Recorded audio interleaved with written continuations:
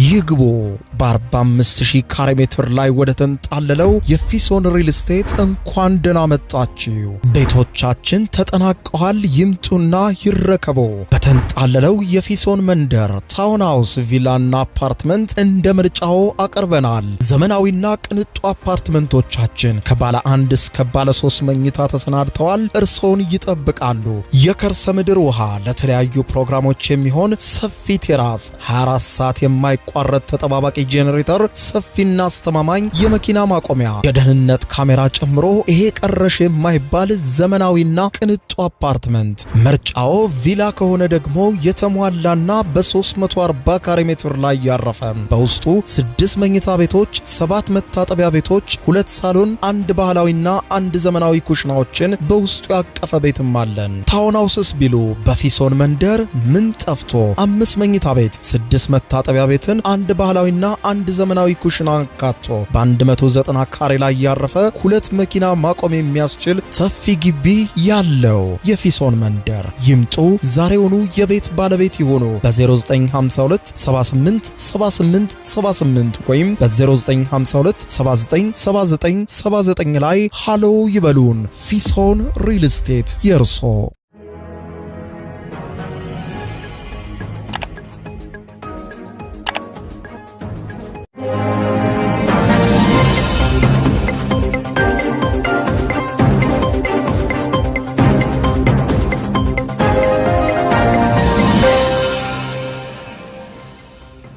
ተናስተልኝ ክብራትና ክብራን የዩቲዩብ ቻናል ቤተሰቦች ምሽቱን የተሰሙ ሰበር መረጃዎችን ይዤ ቀርብ ያለው በርከት ያሉ ዓለም አቀፍ መገናኛ ብዙሃን የሚያወጧቸው ሰበር መረጃዎች ዩቲዩብ ላይ ሲጫኑ ቀድሞ ለእናንተ የማስታወቂያ መልእክት ወይም ኖቲፊኬሽን እንዲደርሷችሁ የዩቲዩብ ቻናሌን ሰብስክራይብ በማድረግ የደወል ምልክቷን መጫን አትዘንጉ። ወደ ሰበር መረጃው ስናቀና በቀዳሚነት የአሜሪካው ፕሬዝዳንት ዶናልድ ጄ ትራምፕ እጅግ ጸያፍ የሆኑ ቃላትን በመጠቀም ኢራናውያን የገለጹበት መንገድ በርካቶችን አስቆጥቷል። ትራምፕ ጸያፍ የሆኑና አሁን በሚዲያ ሊጠሩ የማይችሉ ቃላትን በመጠቀም የተናገሯቸው ነገሮች አነጋጋሪ በሆኑበት በዚያው መግለጫቸውም ላይ ከነገ በስቲያ ማለትም የፊታችን ማክሰኞ እጅግ አደገኛ ነገር ጠብቁ፣ በኢራን ውስጥ ምንም አይነት ድልድይ፣ ምንም አይነት የነዳጅ ማጣሪያ፣ ምንም አይነት የኃይል ማመንጫዎች አይኖሩም፣ ሙሉ በሙሉ ተረት እስኪሆኑ ድረስ አጠፋቸዋለሁ የሚል መግለጫ ሰጥተዋል። በዝርዝር የፕሬዝዳንቱን መግለጫ የማስደምጣችሁ ይሆናል። በሌላ በኩል ደግሞ ክቡራን አድማጮች እንዲሁ ኢራን በዛሬው ዕለት ምሽት የጦር አዋጅ አውጃለች። ይኸውም ከዛሬ ምሽት ጀምሮ ጥቃት መሰንዘር የጀመረች ሲሆን በኩዌት የውሃ ማጣሪያ ላይ ድጋሚ ጥቃት ፈጽማበታለች። ኩዌት በጥቃቱ እጅግ በጣም እንደደነገጠች የገለጸች ሲሆን ጥቃቷን በዚያ ያላቆመችው ኢራን በተባበሩት አረብ ኤሚሬትስ የነዳጅ መሰረተ ልማቶች ላይ ከአሜሪካ ግንኙነት ያላቸው ትልልቅ መሳሪያዎች ላይ ጥቃት እንደምትፈጽምም ገልጻለች። ዛሬም ጥቃቷን እንደጀመረች ጭምር አስታውቃም እስከ ነገ ድረስ ይህ ጥቃት ተባብሶ እንደሚቀጥል አሜሪካ የዛተችውን ጥቃትም ስትጀምር የባሰ ጥቃት እየተባባሰ እንደሚሄድ ገልጻለች። በቀጠናው ላይ የሲኦል በሮች ተከፍተዋል ብላለች ኢራን ምሽቱን ባወጣችው መግለጫ በዝርዝር የምታደምጡት ይሆናል። በሌላ በኩል አሜሪካ አብራሪዋን ከኢራን መሬት ውስጥ ለመታደግ ባደረገችው ዘመቻ የእስራኤል ልዩ ሰልጣኝ ኮማንዶዎች የተሳተፉ መሆኑ ተገልጿል። በሌላ በኩል ደግሞ በዚሁ ዘመቻ ውስጥ ደግሞ የአሜሪካው የስለላ ድርጅት ሲአይኤም አሳሳች መረጃዎችን በማህበራዊ ሚዲያ በማሰራጨት አሳሳች ጥቃቶችንም በኢራን የተለያዩ አካባቢ እንዲፈጸም በማድረግ የተጠናከረ የሆነ ውስብስብ ኦፕሬሽን ውስጥ ሲሳተፍ እንደነበረ ተመልክቷል። አሜሪካ የፈጸመችው ይህንን ዘመቻ በተመለከተ ተጨማሪ መረጃ ወጥተዋል። እስራኤልም መግለጫ ሰጥታለች። በዝርዝር የማስደምጣችሁ ይሆናል። በሌላ በኩልም ኢራን በዛሬው ዕለት ኢትዮጵያን የተመለከተ መግለጫም ሰጥታለች። ይኸውም የኢትዮጵያ የቀይ ባህር ጥያቄን አስመልክቶ ኢራን በዛሬው ዕለት ባወጣችው መግለጫ ኢትዮጵያንና የባህር በር ጥያቄዋን በተመለከተ ምን አለች? በዝርዝር የማስደምጣችሁ መረጃ ይኖራል። እስከ ፍጻሜው አብራችሁን ቆዩ። ዝርዝር መረጃውን አድምጡ ግብዣይ ነው። ወደ መረጃዎቹ አለፍኩ። አብረን እንከታተለው። በቅድሚያም የአሜሪካው ፕሬዝዳንት ዶናልድ ጄ ትራምፕ በኢራን ላይ የሚያሰሙት ዛቻም ጸያፍ ቃላትን በቀላቀለ መልኩ ቀጥሏል። በኢራን ላይ እጅግ አስፈሪና ጸያፍ ቃላት የታከሰበት መግለጫ የሰጡት ዶናልድ ጄ ትራምፕ ለሚዲያ በማይመጥን ቃል ጭምር በመጠቀም ነው ኢራንን ሲገልጹ ያመሹት። ምሽቱን ባስተላለፉት መልእክትም ኢራን የተዘጋውን የሆርሙዝ ወሽመጥን እስከ ነገ የማትከፍት ከሆነ ወይም አስቸኳይ ስምምነት ከአሜሪካ ጋር የማታደርግ ከሆነ አሜሪካ እጅግ ዘግናኝ ባሉትና ጠንካራ ወታደራዊ እርምጃ ልትወስድባት እንደተዘጋጀች ገልጸው ትራምፕ በማህበራዊ ትስስር ገጻቸው ትሩዝ ሶሻል ላይ ባሰፈሩት አጭር መልእክት መጪው የፊታችን ማክሰኞ ለኢራን እጅግ የከፋ ቀን እንደሚሆን ገልጸዋል። ማክሰኞ አሉ ትራምፕ በመልእክታቸው ማክሰኞ በኢራን ውስጥ የኃይል ማመንጫ ቀንና የድልድይ ቀን ብየዋለሁ ያሉ ሲሆን እስከ ነገ ሰኞ ስምምነት የማታደርግ ከሆነ ቀጣዩ ማክሰኞ በኢራን ውስጥ ምንም አይነት የኃይል ማመንጫና ምንም አይነት ድልድይ አይኖርም። ሙሉ በሙሉ ድልድይና የኃይል ማመንጫዎቹ ተቃጥለው የሚታይበት ቀን ይሆናል። አንድ ቀን የቀረው እንደዚህ አይነት ነገሮቻችሁን ማየት ካልፈለጋችሁ በስተቀር በአስቸኳይ ስምምነት ላይ ድረሱ ብለዋል። የፕሬዝደንቱ ቁጣ በዚህ ብቻ አላበቃም። በዓለም ላይ ጣጣ እያመጣ ያለውን ያንን የተረገመ ወሽመጥ በአስቸኳይ ክፈቱ እናንተ ሲሉ ኢራናውያንን እጅግ ጸያፍና ለሚዲያ በማይመጥን ቃላት የጠራ ሲሆን አለበለዚያም በገሃነም ውስጥ ትኖራላችሁ፣ ዝም ብላችሁ ብቻ ሁኔታውን ተመልከቱ፣ የማደርጋችሁ ነገር ዓለም አይቶ የማያውቀው ነው ብለዋል። የዓለም መሪዎችና ታዛቢዎችም በመልእክቱ እጅግ በጣም እንደደነገጡ የገለጹ ሲሆን ፕሬዝደንትን በማይመጥን መልኩ ኢራናውያንን የገለጹበት በሚዲያ የማይጠራ ጸያፍ ቃል ጭምር በመጠቀም መግለጻቸውን ፕሬዝደንቱን በከፍተኛ ሁኔታ እንዲተቹ አድርጓቸዋል። በሌላ በኩል የአሜሪካ ጸያፍ ቃላት ጭምር የታከሉበትን የፕሬዝደንቱን ዛቻ ተከትሎ ኢራን እጇን አጣጥፋ አልተቀመጠችም። የኢራን እስላማዊ አብዮታዊ ዘብ በአሜሪካና እስራኤል ለደረሰበት ጥቃትና ወደፊትም ለሚከፈትበት ጥቃት አውዳሚ የአጸፋ እርምጃ ከዛሬ ጀምሮ መጀመሩን አውጇል። ምሽቱን ባወጣው መግለጫ የኢራን መንግስታዊ የዜና ወኪል የሆነው ታስኒም ይፋዊ መግለጫውን ምሽቱን ያስተላለፈ ሲሆን አብዮታዊ ዘቡ በባህረ ሰላጤው ሀገራት በተለይም በባህሬን፣ በኩዌትና በተባበሩት አረብ ኤሚሬትስ በሚገኙ ከአሜሪካ ጋር ግንኙነት ባላቸው የነዳጅና የፔትሮሊየም እንዲሁም የውሃ ተቋማት ላይ ከባድና የተቀናጀ ጥቃት መፈጸም መጀመሩን ምሽቱን አውጇል። የኢራን ሚዲያዎች ይህንን እርምጃ የመጀመሪያው ምዕራፍ ሲሉ የጠሩት ሲሆን ጥቃቱ የተፈጸመው እስራኤል ኃላፊነቱን በወሰደችበት የደቡብ ምዕራብ ኢራን ማሻር በሚገኘው የፔትሮሊየም ኮምፕሌክስ ላይ ለደረሰው ጥቃትና አሜሪካን በካራጅ በተሰኘው ከቴሄራን ውጪ በሚገኝ ቁልፍና በመካከለኛው ምስራቅ የሚገኝ ረጅም ድልድይ ላይ ላደረሰችው ጥቃት የተሰጠ ከባድ አጸፋ ምላሽ መሆኑን አብዮታዊ ዘቡ በታስኒም የዜና ወኪል በኩል ምሽቱን ባወጣው መረጃ አረጋግጧል። አክሎም ከአሜሪካ የሚሰነዘር ማናቸውም ጥቃት ያለ ምላሽ እንደማይታለፍ ገልጾም አሜሪካ እስካሁን ለሰነዘረችውና ነገም ከነገ በስቲያም እሰነዝረዋለሁ እያለች ለምትዝተው ማናቸውም ዛቻን ከዛሬ ጀምሮ ባወጅ ነው ሰፊ ጥቃት መሰረት በመካከለኛው ምስራቅ የሚገኙ የነዳጅ መሰረተ ልማቶችና ወደቦች እንዲሁም ድልድዮችም ሙሉ በሙሉ ከጥቅም ውጭ እናደርጋቸዋለን ሲል ዝቷል። ከባህረ ሰላጤው ሀገራትም ባለፈም አብዮታዊ ዘቡ በሰሜናዊ እስራኤል ሃይፋ ከተማ በሚገኝ የነዳጅ ማጣሪያ ላይም ጥቃት መፈጸሙን የገለጸ ሲሆን ይህንን የሃይፋ ጥቃት በተመለከተ መረጃው እስካሁን በእስራኤል በኩል አልተረጋገጠም። በሌላ በኩል ኢራን ከፍተኛ ጥቃት የፈጸመችው በኩዌት ነው። በዛሬውም ዕለት ጦርነቱ የሰውን ልጅ የመኖር ህልውና ወደሚፈታተንበት ደረጃ ደርሷል የሚሉት መገናኛ ብዙሃን ከኩዌት ሲቲ ለአልጀዚራ ዘገባውን ያቀረበችው ጋዜጠኛ ማሊክ ትራይና እንደገለጸችው በኩዌት በሚገኙ ሁለት የኤሌክትሪክ ኃይልና የባህር ውሃ ማጣሪያ ተቋማት ላይ ዛሬ ከፍተኛና አውዳሚ ጥቃት ተፈጽሟል ያለች ሲሆን በዚህም ምክንያት ሁለት የኩዌት የኃይል ማመንጫ ክፍሎችም ከስራ ውጪ ሆነዋል ብለዋል። በባህረ ሰላጤው ሀገራት የውሃ ማጣሪያ ተቋማት ለህይወት ቀጣይነት እጅግ ወሳኝ ሲሆኑ በኩዌት ደግሞ ከመላው ዓለም በተለየ መልኩ ህዝቡ የሚጠጣው 90% ውሃ የሚገኘው እነዚህ በኢራን የተመቱት ተቋማት ከውቅያኖሱ ውሃ እየወሰዱ ጨዋማውን እያጣሩ በሚያቀርቡት ንጹህ ነው። ስለዚህም በእነዚህ ተቋማት ላይ የተፈጸሙት ጥቃት ለኩዌትም እጅግ አስደንጋጭ ሆኗል። በቀጠናው ለሚገኙ የመካከለኛው ምስራቅ ሀገራትም ከፍተኛ የሆነ የጥቃት ስጋት እንዲገባቸው አድርጓል። የአልጀዚራዋ ጋዜጠኛ በዛሬው ዕለት የሆነውን ከኩዌት የዘገበች ሲሆን እዚህ ኩዌት ውስጥ የገሃነም በሮች የተከፈቱ ያክል ነው እየተሰማን ያለው በማለት ገልጸዋለች። ይህ የሆነው የትራምፕ 48 ሰዓታት ቀነ ገደብ እያለቀ ባለበትና ኢራን በተመታች ቁጥር አጸፋውን በባህረ ሰላጤው ሀገራት ላይ እንደምትወጣ በተደጋጋሚ በተረጋገጠበት ሁኔታ ውስጥ በመሆናቸው ትራምፕ ምሽቱን ያስተላለፉትና ከነገ በስቲያ ኢራንን አወድማታለሁ ያሉትን ዛቻ ተከትሎም ኢራን ብቻ ሳይሆን በዚህ ዛቻ መሸበር ያለባት ኩዌትና የመካከለኛው ምስራቅ ሀገራቶች ናቸው። ምክንያቱም ኢራን በተመታች ቁጥር የከፋ በትር በመካከለኛው ምስራቅ ሀገራት ላይ እያሳረፈች ነው ብለዋል። ሌላኛዋ ከባድ ተጠቂ ሀገር የሆነችው የተባበሩት አረብ ኤሚሬትስ ናት።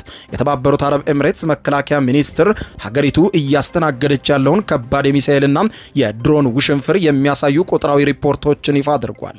በዚህ ይፋዊ መሰረትም የተባበሩት አረብ ኤሚሬትስ ዛሬ ብቻ የመከላከያ ኃይሏ እንዳስታወቀው ከኢራን የተተኮሱ 9 ባላስቲክ ሚሳኤሎችንና 1 የክሩዝ ሚሳኤል እንዲሁም 50 ድሮኖችን በተሳካ ሁኔታ ዛሬ አክሽፌያለሁ ብሏል። በስብርባሪውም የደረሰ ጉዳት እንደሌለ ገልጿል። ይሁን እንጂ ሚኒስትሩም ጦርነቱ በይፋ ከጀመረበት ከየካቲት 28 ወይም ፌብሩዋሪ 28 አንስቶ ያለውን አጠቃላይ የጥቃት መጠን ሲያሳውቅ አሃዙ እጅግ አስደንጋጭ ነው ብሎታል።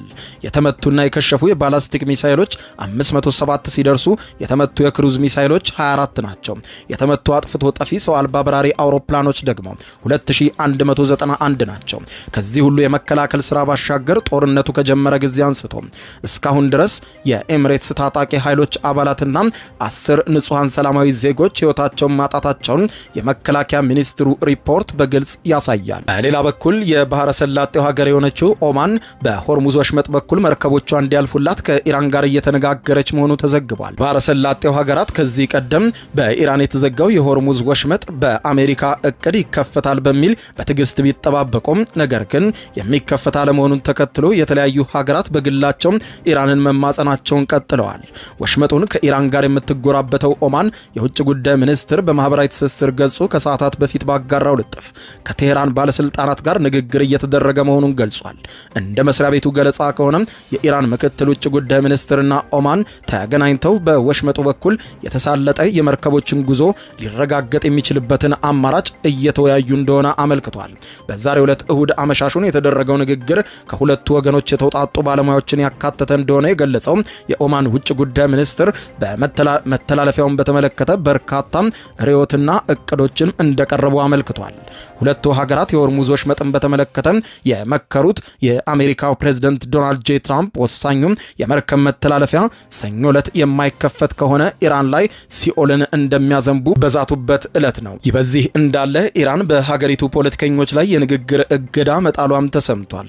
በኢራንና በአሜሪካ መካከል ያለውን ጦርነት በከረረበት በዚህ ወቅት የኢራን አቃቢ ሕግ ቢሮም በሀገሪቱ ፖለቲከኞችና ታዋቂ ግለሰቦች ላይ ጠንካራ ማስጠንቀቂያ ያስተላለፉ ሲሆን ከዛሬ ጀምሮ አቃቢ ሕጉ ባወጣው መግለጫ ማንኛውም ፖለቲከኛ ከስልጣን ገደቡ ውጪ ስለ ጦርነቱ አስተያየት ከመስጠት እንዲቆጠብና ከሀገራዊ ጥቅም ከአንድነትና ከማህበራዊ ትስስር ጋር የሚጋጩ ንግግሮችን እንዳያደርግ አዟል። ይህ እርምጃ የተወሰደው በቅርቡ አንዳንድ የኢራን ፖለቲከኞች የፖለቲካ ሰዎች በሀገር ውስጥ ፖሊሲና በዋና ዋና ብሔራዊ ጉዳዮች ላይ የሰነዘሩትን አስተያየት ተከትሎ እንደሆነ ገልጿል። መግለጫው አክሎም ሀገሪቱ አሁን ባለችበት እጅግ ስሱና አስቸጋሪ ሁኔታ ውስጥ ሁሉም ታዋቂ ግለሰቦች ለብሔራዊ ደህንነት ቅድሚያ እንዲሰጡና አንድነትን ለመጠበቅ እንዲረዱ ጥሪ አቅርበዋል። ከጦርነቱ ጋር በተያያዘ የሚሰጡ ማናቸውም አስተያየቶች የሀገሪቱን መረጋጋት የሚጎዱ በመሆናቸው የጦርነቱን አካሄድና መረጃን በተመለከተ ከሚመለከተው አካል ብቻ መረጃ እንዲሰጥ ነው በጥብቅ ያስጠነቀቁት። ከዛ ውጪ ስለ ጦርነቱ ስላለው መረጃ በሙሉ በግላችሁ መረጃ እንዳትሰጡ ሲል ለባለስልጣናትና ለፖለቲከኞች አስቸኳይ ማስጠንቀቂያ ተሰጥቷል። ይህ በዚህ እንዳለ በኢራን ኃይሎች ተመቶ በኢራን ውስጥ የወደቀው የአሜሪካ የጦር አውሮፕላን አብራሪን ፍለጋ በተመለከተ ፍለጋውን በስኬት ለማጠናቀቅ ከአሜሪካኖች በተጨማሪ የእስራኤል ኮማንዶዎችም በፍለጋው ላይ መሳተፉ ተዘግቧል።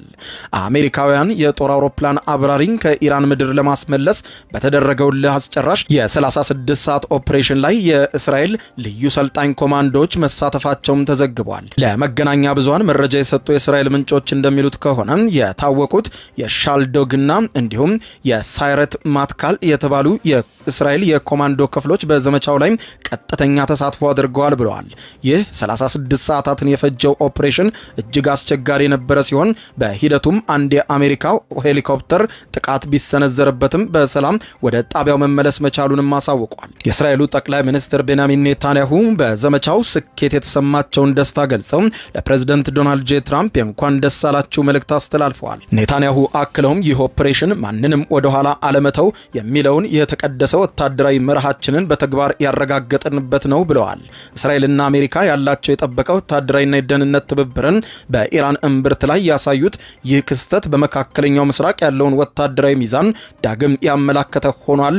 አብራሪውም በሰላም መመለሱም በአሜሪካ ሕዝብ ዘንድ ትልቅ እፎይታን የፈጠረ ሲሆን የሁለቱ ሀገራት ወታደራዊ ጥምረትም ከመቼውም ጊዜ በላይ መጠናከሩን አመላካች ነው ሲሉ መገናኛ ብዙሃን ስለ ዘመቻው ተናግረዋል። በሌላ በኩል የአሜሪካው ፕሬዝዳንት ዶናልድ ጄ ትራምፕ ይህንን ዘመቻ አስመልክቶ ከሰዓታት በፊት በሰጡት ተጨማሪ መረጃ ኢራን አብራሪያችንን ለማግኘት እየተቃረበች ነበረ ብለዋል። ፕሬዝዳንቱ የኢራን ጦር በግዛት ውስጥ ተመቶ የወደቀውን የአሜሪካ ተዋጊ ጀት አባሉን ለማግኘት ከፍተኛ ቁጥር ያለው ኃይል አሰማርቶ እየታገለን ነበር ብለዋል።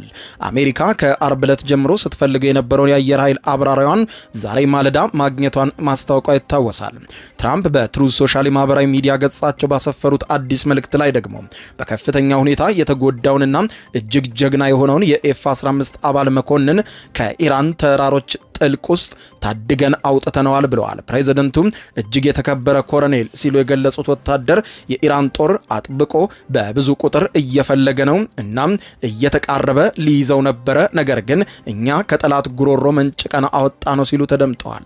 አሜሪካ ወታደሯን ለማግኘት በርካታ አውሮፕላኖችን በመቶዎች የሚቆጠሩ ወታደሮቿንም ጭምር አሰማርታ እንደነበር የተዘገበ ሲሆን ዘመቻው የሚካሄደው በኢራን ግዛት ውስጥ በመሆኑም አደገኛ እንደሚሆን ባለሙያዎች ሲገልጹ ቆይተው ነበር። ትራምፕ በማህበራዊ ትስስር ልጥፋቸው እንዳሉት ይህ አይነቱ ስምሪት በሰውና በመሳሪያ ላይ የሚያመጣው አደጋ ምክንያት በብዙውን ጊዜ የማይሞከር ነበር፣ ነገር ግን አሜሪካ አደረገችው ብለዋል። ሁለተኛው ስምሪት የተደረገው አብራሪው በኩለ ቀን ከታደግንበት ከመጀመሪያው ዘመቻ በኋላ ነው። የመጀመሪያው ስምሪት ያልተለመደና በኢራን ሰማይ ላይ 7 ሰዓታትን ያሳለፍንበት ስኬታማ ጊዜ ነበር ብለዋል። ዘመቻው አስገራሚ ተሰጦ የታየበት ትዕይንት ነው ሲሉ ገልጸው በነገው ዕለት ሰኞ ደግሞ ከነዚሁ የበረራ አባላት ጋር ሆኜ ተጨማሪ መረጃ እሰጣቸዋለሁ ሲሉ ገልጸዋል። በሌላ በኩል አሜሪካዊውን አብራሪ በኢራን ኃይሎች እንዳይያዝ ሲአይኤ አሳሳች ዘመቻ ከፍቶ እንደነበርም ተመልክቷል። አርብ ዕለት በኢራን ሲበር የተመታውን የአሜሪካን ተዋጊ ጀት ውስጥ የነበረውን የአየር ኃይል አብራሪን ለመታደግ ጥረት በሚደረግበት ወቅት የአሜሪካ የስለላ መስሪያ ቤት ሲአይኤ ኢራንን ያሳስታሉ ያላቸውን መረጃዎች በተለያዩ መገናኛ ብዙሃን ሲያሰራጭ እንደነበረና አሳሳች ጥቃትም በተለያዩ ቦታ ላይ ሲፈጽም እንደነበር ተገልጿል። በአሜሪካ የቢቢሲ አጋር የሆነው የሲቢኤስ ኒውስ ያወጣው ዘገባ እንደሚያሳየው በማዳን ዘመቻው ወቅትም ሲአይኤ ከፍተኛ ተሳትፎ አድርጓል የተባለ ሲሆን የተዋጊ ጀቱ የመሳሪያ ስርዓት መኮንን የሆነው ኮሎኔል ያለበትን ቦታ ከመታወቁ አስቀድሞ ሲአይኤ ግለሰቡ እንደተገኘና ከሀገሪቱ እያስወጡት እንደሆነ የሚገልጽ መረጃ አሰራጭቶ ነበር።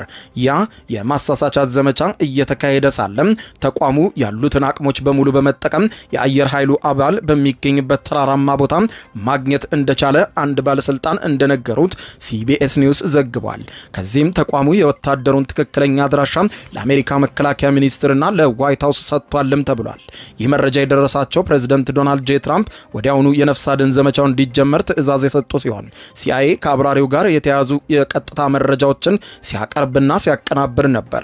ትራምፕ ዛሬ በማህበራዊ ትስስር ገጻቸው ባሰፈሩት ጽሑፍም በሰጠሁት ትዕዛዝ መሰረት የአሜሪካ ጦር በዓለም ላይ እጅግ ገዳይ የሆኑ መሳሪያዎችን የታጠቁ በርካታ አውሮፕላኖችን ልኳል ብለው ነበር። ፕሬዝዳንቱ የአብራሪውን መገኘት ባስታወቁበት በዚያው ልጥፋቸው ወታደሩ ጉዳት ቢደርስበትም ደና እንደሚሆን ገልጸዋል። እንደ ሲቢኤስ ኒውስ ዘገባ ከሆነ በኤፍ-15ኢ ሁለተኛ መቀመጫ ላይ የነበረው የመሳሪያ ስርዓት ባለሙያ የተጎዳው ጀቱ ከተመታ በኋላ ወደ ላይ ተስፈንጥሮ በሚወጣበት ወቅት ነው። ኮሎኔሉ እንደሆነ የተገለጸው ይህ ወታደር ከኢራን ኃይሎች ለማምለጥ ከአንድ ቀን በላይ ለሚሆን ጊዜ ሲጓዝ እንደነበርም ተመልክቷል። የአሜሪካ ጦር በበኩሉም የኢራን ወታደሮች ወደ ስፍራው እንዳይደርሱ የፈንጂ ድብደባ ሲያደርግና አሳሳች የተለያዩ ጥቃቶችን በተለያየ አካባቢ ሲፈጽም ነበር። በተለይም ደግሞ ግለሰቡ ያለበት ቦታ እንደታወቀ ግለሰቡ ባለበት አካባቢ በዙሪያው ጥቃት ሲፈጽም እንደነበር የተገለጸ ሲሆን ይህም አዳኞች ወደ ቦታው ገብተው እስኪያወጡት ድረስ ጊዜ ለመስጠትና የኢራን ኃይሎችም ወደዚሁ ሰው እንዳይጠጉ ለማድረግ የታቀደ ልዩ ጥቃት እንደነበረ ነው መገናኛ ብዙሃን እየገለጹ የሚገኙት። በመጨረሻም ኢራን የኢትዮጵያን የባህር በር ጥያቄ በተመለከተ ከኢትዮጵያ ጎን እንደምትቆም በዛሬው ዕለት ገለጠች። በኢትዮጵያ የኢራን ባለሙሉ ስልጣን አምባሳደር የሆኑት አሊ አክባር ራዛኒ በዛሬው ዕለት በጽህፈት ቤታቸው በሰጡት መግለጫ ኢትዮጵያ የባህር በር ለማግኘት የምታደርገውን ጥረት ተገቢና የሚደነቅ መሆኑን ኢራን በልበ ሙሉነት ታምንበታለች፣ ከኢትዮጵያም ጋር ትቆማለች ብለዋል።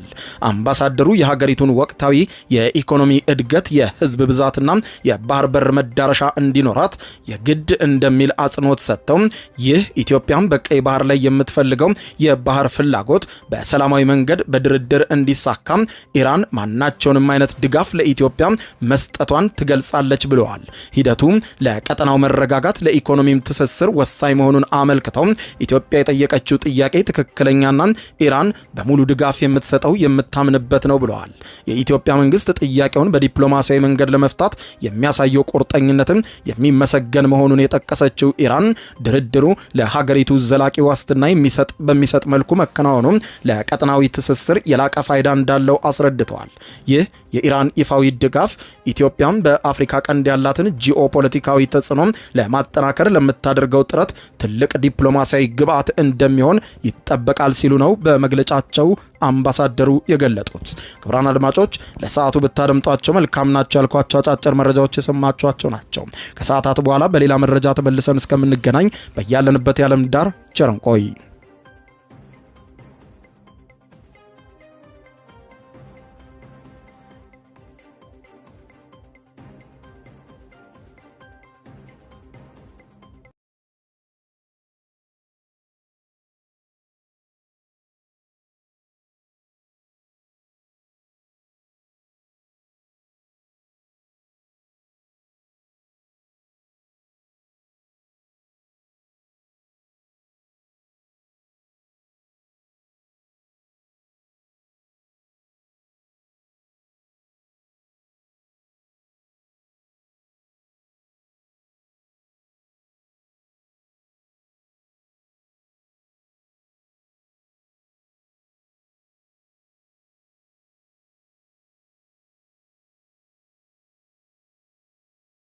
የዩቲዩብ የስኬት ሚስጥሮችን በዝርዝር የያዘው የአቤል ብርሃኑ የወይኗ ልጅ መጽሐፍ ሁለተኛ እትም በገበያ ላይ። ዩቲዩብ ለመጀመር በአጭር ጊዜ ስኬትን ለመቀዳጀት አስበዋል?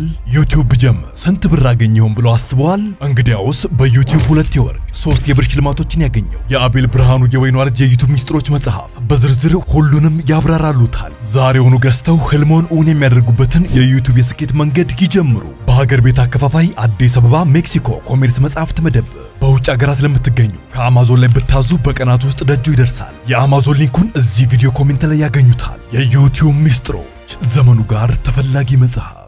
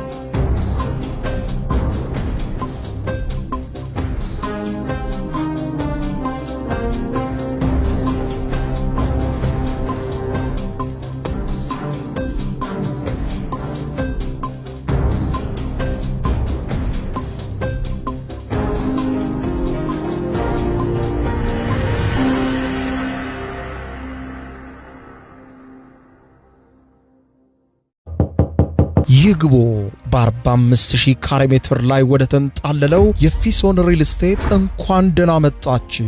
ቤቶቻችን ተጠናቀዋል። ይምጡና ይረከቡ። በተንጣለለው የፊሶን መንደር ታውን ሃውስ፣ ቪላና አፓርትመንት እንደ ምርጫው አቀርበናል። ዘመናዊና ቅንጡ አፓርትመንቶቻችን ከባለ 1 እስከ ባለ 3 መኝታ ተሰናድተዋል። እርሶን ይጠብቃሉ።